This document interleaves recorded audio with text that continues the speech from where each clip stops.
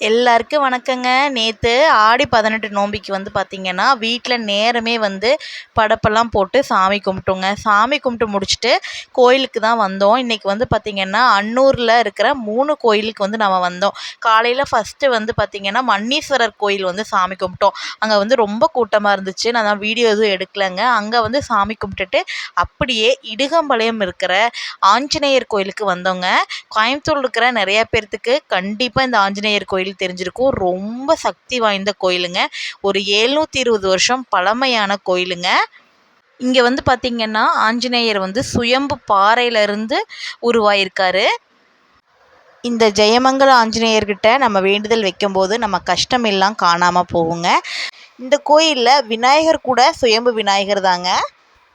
நவகிரக தோஷம் நீங்கிறதுக்கு, திருமணத்தடை நீங்கிறதுக்கு, அப்புறம் குழந்தை பாக்கியம் கிடைக்க இந்த கோயிலில் வேண்டுதல் வச்சா கண்டிப்பாக அது நிறைவேறும்னு சொல்கிறாங்க.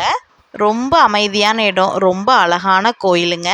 திருப்தியாக சாமி கும்பிட்டுட்டோம். சாமி கும்பிட்டுட்டு அடுத்ததாக ஆடி 18 அன்னைக்கு நம்ம முருகரை பார்க்காம இருந்தால் எப்படிங்க. அடுத்ததாக நாங்கள் போன கோயில் தான் சாலையூர் பழனியாண்டவர் கோயிலுங்க. இந்த பழனி ஆண்டவர் பார்த்திங்கன்னா மேற்கு பார்த்து காட்சியளிக்கிறாரு. இங்கே இந்த தைப்பூசம், பங்குனி உத்திரம், அப்புறம் எல்லா கிருத்திகை சஷ்டிக்கு ரொம்ப விசேஷமாக இருக்கும் இந்த கோயிலில். இன்றைக்கி ஒரே நாளில் 3 கோயிலில் நல்ல ஒரு தரிசனங்க. ஏதாவது இந்த நல்ல நாள் நோம்பி அப்படிங்கும்போது ரொம்பவே மனசு அம்மாவை தேடிச்சு. காலையிலேருந்து பார்த்திங்கன்னா ஒரு மாதிரி ரொம்ப இறுக்கமாக இருந்தது.